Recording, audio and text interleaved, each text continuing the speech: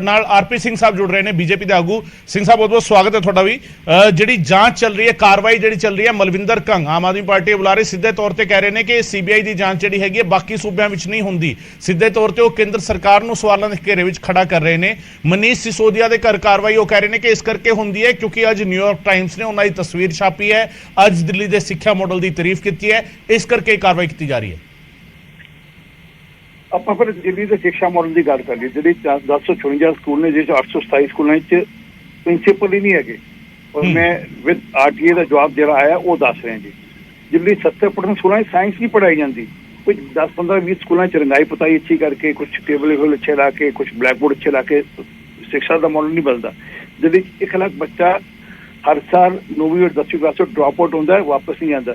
मनीष सिसोदिया अपने बच्चे कभी सरकारी स्कूल नहीं पढ़े, प्राइवेट स्कूलों में पढ़ते रहे। इस करके शिक्षा मॉडल दुहाई नहीं देन। असली गल ध्यान 144.36 करोड़ रुपया कितना माफ किया इन्होंने काटल का, और 30 करोड़ रुपया L1 वाले का कितना माफ किया। तुम दस जानते हो कि अगर किसी को टेंडर दे देता है, जो L1 होता है और अपना काम पूरा ना करे तो वह जो पैसा है अर्नस्ट मनी है वो वापस जब्त करता जाता है। इन्हें वो अर्नस्ट मनी कितना वापस देता है। गल तो इतने है जी। 36 करोड़ दिल्ली के टैक्स पेयर का पैसा इन्हें कितना रेवड़ियां वंडियां उसका जवाब दे दें। असली गल उत्थे शराब का शराब, पानी का पानी हो जाएगा।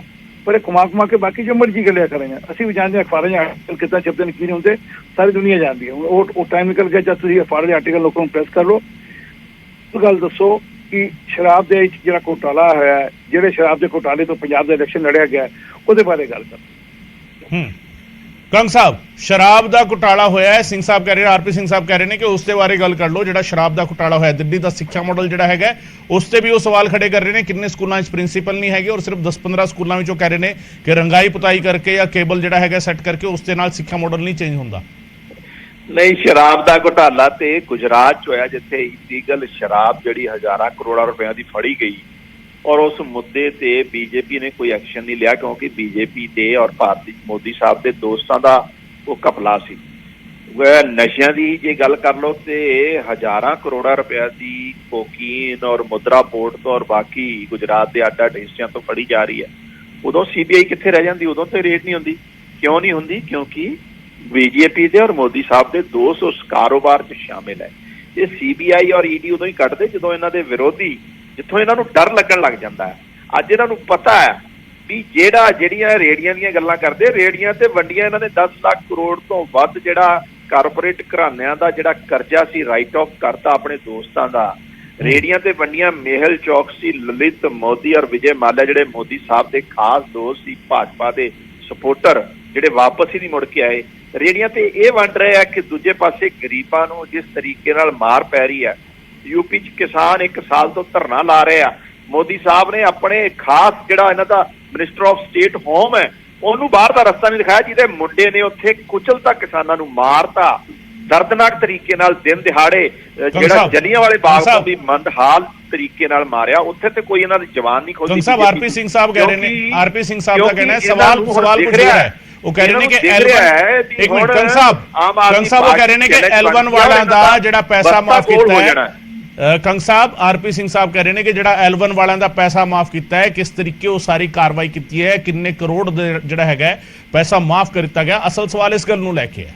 ਨਹੀਂ, ਅਸਲ ਸਵਾਲ ਇਹ ਨਹੀਂ ਕਿ ਅਸੀਂ ਤੇ ਸਾਡੇ ਲੀਡਰ ਨੇ ਤੇ 1-1.5 ਮਹੀਨਾ ਪਹਿਲਾਂ ਹੀ ਕਹਿਤਾ ਸੀ, ਕਿਉਂਕਿ ਪਤਾ ਤਾਂ ਲੱਗ ਹੀ ਜਾਂਦਾ ਨਾ ਜਿਹੜੇ ਬੰਦੇ ਪੋਲੀਟੀਕਲੀ ਇਨਵੋਲਵ ਰਹਿੰਦੇ ਰਾਜਨੀਤੀ 'ਚ। ਕਿ ਹੁਣ ਇਹਨਾਂ ਨੇ ਜਦੋਂ ਦੇਖਿਆ ਹਿਮਾਚਲ 'ਚ ਇਹਨਾਂ ਦਾ ਬਸਤਾ ਗੋਲ ਹੋ ਰਿਹਾ ਹੈ, ਗੁਜਰਾਤ 'ਚ ਬਹੁਤ ਬੁਰੀ ਤਰ੍ਹਾਂ BJP ਪਿਛੜ ਰਹੀ ਹੈ, ਔਰ ਦੇਸ਼ ਭਰ 'ਚ ਵੀ ਇੱਕ ਆਵਾਜ਼ ਚੱਲ ਗਈ ਹੈ, ਗੱਲ ਚੱਲ ਪਈ ਆ ਵੀ ਦੇਸ਼ ਲੋਕਾਂ ਨੂੰ 75 ਸਾਲ ਬਾਅਦ ਕਾਂਗਰਸ ਔਰ BJP ਨੇ ਬੇਸਿਕ ਬੁਨਿਆਦੀ ਐਜੂਕੇਸ਼ਨ ਔਰ ਸਿਹਤ ਸੁਵਿਧਾਵਾਂ ਨਹੀਂ ਦੇ ਸਕਿਆ।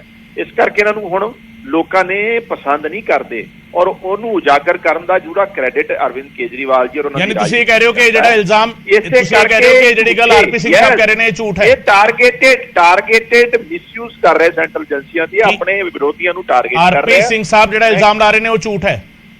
ਸਾਰਾ ਕੁਝ ਝੂਠ ਹੈ। ਸੱਚ ਤੇ ਇਹ ਆ ਵੀ ਆਮ ਆਦਮੀ ਪਾਰਟੀ ਤੋਂ BJP ਬੁਰੀ ਤਰ੍ਹਾਂ ਡਰੀ ਹੋਈ ਹੈ। ਇਹਨਾਂ ਦੀ ਰਾਜਨੀਤੀ ਨੂੰ ਜਿਸ ਤਰੀਕੇ ਨਾਲ ਉਹਨਾਂ ਨੂੰ ਝੂਠ ਦਾ ਪੁਲੰਦਾ ਉਜਾਗਰ ਕੀਤਾ ਦੇਸ਼ ਦੇ ਸਾਹਮਣੇ, ਇਹਨਾਂ ਦੀ ਨਫ਼ਰਤ ਦੀ ਰਾਜਨੀਤੀ ਨੂੰ ਜਿਸ ਤਰੀਕੇ ਨਾਲ ਆਮ ਆਦਮੀ ਪਾਰਟੀ ਨੇ ਉਜਾਗਰ ਕੀਤਾ, ਇਸ ਕਰਕੇ ਇਹਨਾਂ ਨੂੰ ਫਿਕਰ ਪੈ ਗਿਆ ਕਿ ਹੁਣ ਜਿਹੜਾ ਇਹਨਾਂ ਦਾ ਰੱਥ ਜਿਹੜਾ ਹੁਣ ਰੁਕ ਜਾਣਾ, ਇਹਨਾਂ ਨੂੰ ਕਿਸੇ ਨੇ ਮੂੰਹ ਨਹੀਂ ਲਾਉਣਾ।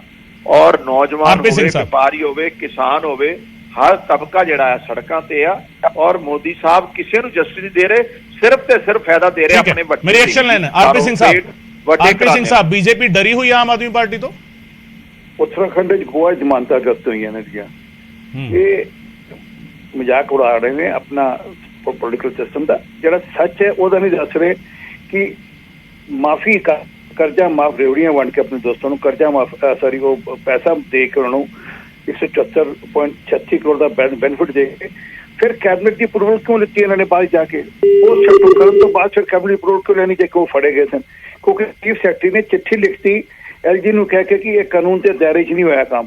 ਚੀਫ ਸੈਕਟਰੀ ਨੇ ਚਿੱਠੀ ਲਿਖਤੀ ਦਿੱਲੀ ਤੇ ਉਸ ਤੋਂ ਬਾਅਦ ਇਹਨਾਂ ਨੇ ਕੈਬਨਿਟ ਮੀਟਿੰਗ ਬੁਲਾਈ। ਔਰ ਉਹ ਕੈਬਨਿਟ ਮੀਟਿੰਗ ਵੀ ਜਿਹੜਾ 48 ਘੰਟੇ ਦਾ ਟਾਈਮ ਹੁੰਦਾ ਹੈ ਜਿਹਦੇ 'ਚ ਉਹ ਬੁਲਾਣੀ, ਉਸ ਤੋਂ ਪਹਿਲੇ ਨੋਟਿਸ ਹੁੰਦਾ ਉਹ ਵੀ ਨਹੀਂ, ਉਹ ਕੈਬਨਿਟ ਨੋਟ ਨਹੀਂ ਆਇਆ। ਉਸ ਤੋਂ ਬਾਅਦ ਫਿਰ ਕਰਨ ਤੋਂ ਬਾਅਦ ਵੀ ਇਹਨਾਂ ਨੇ ਉਹਨੂੰ ਹਸ਼ਸ਼ਪ ਕੀਤਾ ਜੀ। ਅਸਲ ਵਿੱਚ ਘੁਟਾਲਾ ਕੀਤਾ ਇਹਨਾਂ ਨੇ। ਕੀ ਕੀਤਾ ਸੀ, ਜਦ ਪੰਜਾਬ ਦਾ ਇਲੈਕਸ਼ਨ ਸੀ ਇਹਨਾਂ ਨੇ ਨਾਨ ਕਨਫਰਮਿੰਗ ਏਰੀਆ ਜਿੱਥੇ ਸ਼ਰਾਬ ਦੇ ਠੇਕੇ ਨਹੀਂ ਖੁੱਲ ਸਕਦੇ ਉੱਥੇ ਸ਼ਰਾਬ ਦੇ ਠੇਕੇ ਖੋਲ੍ਹਤੇ। ਇੱਕ ਕਾਉਂਸਟੀਟਿਊਂਸੀ 3 ਸ਼ਰਾਬ ਦੇ ਠੇਕੇ ਖੋਲ੍ਹਤੇ। ਜਦ ਉਹ ਖੁੱਲ ਗਏ, ਜਦ ਉੱਥੇ ਡੀਡੀਏ ਨੇ ਕਿਹਾ, ਐਮਸੀਡੀ ਨੇ ਕਿਹਾ ਕਿ ਇੱਥੇ ਠੇਕੇ ਖੁੱਲ ਨਹੀਂ ਸਕਦੇ, ਇਹ ਨਾਨ ਕਨਫਰਮਿੰਗ ਏਰੀਆਜ਼ ਨੇ, ਇੱਥੇ ਕਮਰਸ਼ੀਅਲ ਐਕਟੀਵਿਟੀ ਅਲਾਉ ਨਹੀਂ ਹੈਗੀ।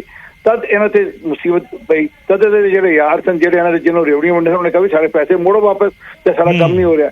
ਉੱਥੇ ਦਿੱਕਤ ਸ਼ੁਰੂ ਹੋਈ ਹੈ। ਵੀ ਤੇ ਇਹਨਾਂ ਤੇ ਆਪਣੇ ਵੱਲੋਂ ਪੰਜਾਬ ਦੇ ਇਲੈਕਸ਼ਨ ਤੋਂ ਪਹਿਲੇ ਜਿਹੜੀ ਗੁਰਾਈ ਕਰਨੀ ਸੀ, ਗੁਰਾਈ ਕਰਕੇ ਇਲੈਕਸ਼ਨ ਲੜ ਲਿਆ ਸੀ। ਬਹੁਤ ਬਹੁਤ ਸ਼ੁਕਰੀਆ ਸਿੰਘ ਸਾਹਿਬ ਸਾਡੇ ਨਾਲ ਗੱਲ ਕਰਨ ਦੇ ਲਈ। ਹਰਪ੍ਰੀਤ ਸਿੰਘ ਬੀਜੇਪੀ ਦੇ ਆਗੂ ਸਾਡੇ ਨਾਲ ਗੱਲ ਕਰ ਰਹੇ ਸੀਗੇ। ਮਲਵਿੰਦਰ ਕੰਗ ਦਾ ਫੋਨ ਜਿਹੜਾ ਹੈਗਾ ਉਹ ਡਿਸਕਨੈਕਟ ਹੋਇਆ, ਇਸ ਕਰਕੇ ਅਸੀਂ ਇਸ ਗੱਲਬਾਤ ਨੂੰ ਜਿਹੜਾ ਹੈਗਾ ਹੋਰ ਕੰਟੀਨਿਊ ਨਹੀਂ ਕਰਾਂਗੇ ਕਿਉਂਕਿ ਦੋਵਾਂ ਦਾ ਜਿਹੜਾ ਹੈਗਾ ਪੱਖ ਸੁਣਨਾ ਲਾਜ਼ਮੀ ਹੈਗਾ। ਬੀਜੇਪੀ ਕੀ ਕਹਿ ਰਹੀ ਹੈ ਔਰ ਆਮ ਆਦਮੀ ਪਾਰਟੀ ਕੀ ਕਹਿ ਰਹੀ ਹੈ, ਦੋਵਾਂ ਦਾ ਪੱਖ ਜਿਹੜਾ ਹੈਗਾ ਅਸੀਂ ਸੁਣਾਂਗੇ, ਦੋਵਾਂ ਤੋਂ ਇਹ ਸਮਝਣ ਦੀ ਕੋਸ਼ਿਸ਼ ਕਰਾਂਗੇ। ਹਾਲਾਂਕਿ ਆਮ ਆਦਮੀ ਪਾਰਟੀ ਦੇ ਆਗੂ ਫਿਲਹਾਲ ਜਿਹੜਾ ਹੈਗਾ ਜਿਹੜੇ ਇਲਜ਼ਾਮ ਬੀਜੇਪੀ ਲਾ ਰਹੀ ਹੈ ਉਸ ਤੋਂ ਕਿਤੇ ਨਾ ਕਿਤੇ ਬਚਦੇ ਹੋਏ ਨਜ਼ਰ ਆਏ ਨੇ ਔਰ ਸਿੱਧੇ ਤੌਰ ਤੇ ਉਹ ਇਹ ਕਹਿ ਰਹੇ ਨੇ ਕਿ ਕਿਤੇ ਨਾ ਕਿਤੇ ਜਿਹੜਾ ਐਜੂਕੇਸ਼ਨ ਮਾਡਲ ਹੈਗਾ ਉਸ ਦੀ ਤਾਰੀਫ ਕਿਉਂਕਿ ਅੱਜ ਹੋ ਰਹੀ ਹੈ। ਟਾਈਮਿੰਗ ਨੂੰ ਲੈ ਕੇ ਸਵਾਲ ਜਿਹੜਾ ਹੈਗਾ ਉਹ ਖੜੇ ਕਰ ਰਹੇ ਨੇ ਕਿ ਜਿਹੜਾ ਹੈਗਾ ਪੂਰੀ ਦੁਨੀਆ ਦੇ ਵਿੱਚ ਕੌਮਾਂਤਰੀ ਪੱਧਰ ਦੇ ਅਖਬਾਰ ਜਿਹੜੇ ਹੈਗੇ ਉਹ ਤਾਰੀਫ ਕਰ ਰਹੇ ਨੇ ਔਰ ਇਸ ਕਰਕੇ ਜਿਹੜਾ ਹੈਗਾ ਇਹ ਰੇਡ ਜਿਹੜਾ ਹੈਗਾ ਕੀਤੀ ਗਈ ਹੈ। ਹਾਲਾਂਕਿ ਬੀਜੇਪੀ ਦਾ ਇਲਜ਼ਾਮ ਬੜਾ ਸਿੱਧਾ ਹੈਗਾ ਕਿ ਦਿੱਲੀ ਵਿੱਚ ਜਿਹੜੀ ਐਕਸਾਈਜ਼ ਪਾਲਿਸੀ ਅਪਣਾਈ ਗਈ ਸੀਗੀ, ਜਿਸ ਥਾਂ ਤੇ ਇੱਕ ਠੇਕਾ ਹੋਣਾ ਚਾਹੀਦਾ ਸੀ ਉੱਥੇ 3 ਠੇਕੇ ਜਿਹੜੇ ਹੈਗੇ ਉਹ ਖੋਲ ਦਿੱਤੇ ਗਏ। ਉਸ ਨੂੰ ਲੈ ਕੇ ਸਵਾਲ ਖੜੇ ਹੋਏ ਤਾਂ ਇਹਨਾਂ ਨੂੰ ਜਿਹੜਾ ਹੈਗਾ ਉਹ ਠੇਕੇ ਬੰਦ ਕਰਨੇ ਪਏ ਔਰ ਉਹ ਪੈਸਾ ਜਿਹੜਾ ਹੈਗਾ ਜਦੋਂ ਇਹਨਾਂ ਨੇ ਲੋਕਾਂ ਦਾ ਵਾਪਸ ਮੋੜਨਾ ਪਿਆ ਇਹਨਾਂ ਨੂੰ ਔਰ ਜਦੋਂ ਇਹਨਾਂ ਸਵਾਲ ਖੜੇ ਹੋਏ ਤਾਂ ਫਿਰ ਇਹ ਜਾਂਚ ਦਾ ਵਿਸ਼ਾ ਬਣਿਆ ਔਰ ਜਾਂਚ ਦਾ ਵਿਸ਼ਾ ਬਣਿਆ ਤਾਂ ਜਾਂਚ ਜਿਹੜੀ ਹੈਗੀ ਉਸ ਪੂਰੀ ਐਕਸਾਈਜ਼ ਪਾਲਿਸੀ ਦੀ ਹੋ ਰਹੀ ਹੈ। ਬੀਜੇਪੀ ਦਾ ਇਹ ਪੱਖ ਹੈਗਾ। ਸੋ ਦੋਵੇਂ ਧਿਰਾਂ ਜਿਹੜਾ ਹੈਗਾ ਆਪੋ ਆਪਣੇ ਪੱਖ ਨੇ। ਆਮ ਆਦਮੀ ਪਾਰਟੀ ਕਹਿੰਦੀ ਹੈ ਕਿ ਸਾਡਾ ਐਜੂਕੇਸ਼ਨ ਮਾਡਲ ਜਿਹੜਾ ਹੈਗਾ ਉਹ ਬਹੁਤ ਜ਼ਿਆਦਾ ਸਟਰੋਂਗ ਹੈਗਾ ਔਰ ਉਸ ਦੀ ਤਾਰੀਫ ਕਿਉਂਕਿ ਅੱਜ ਨਿਊਯਾਰਕ ਟਾਈਮਸ ਕਰ ਰਿਹਾ ਹੈ। ਮਨੀਸ਼ ਸਿਸੋਦੀਆ ਦੀ ਤਸਵੀਰ ਜਿਹੜੀ ਹੈਗੀ ਉਸ ਦੇ ਵਿੱਚ ਫਰੰਟ ਪੇਜ ਤੇ ਲੱਗੀ ਹੋਈ ਹੈ, ਪੂਰਾ ਡਿਟੇਲ ਜਿਹੜਾ ਹੈਗਾ ਉਸ ਦੇ ਵਿੱਚ ਦੱਸਿਆ ਗਿਆ ਹੈ ਤੇ ਇਸ ਕਰਕੇ ਜਿਹੜਾ ਹੈਗਾ ਇਸ ਰੇਡ ਨੂੰ ਅੰਜਾਮ ਦਿੱਤਾ ਗਿਆ।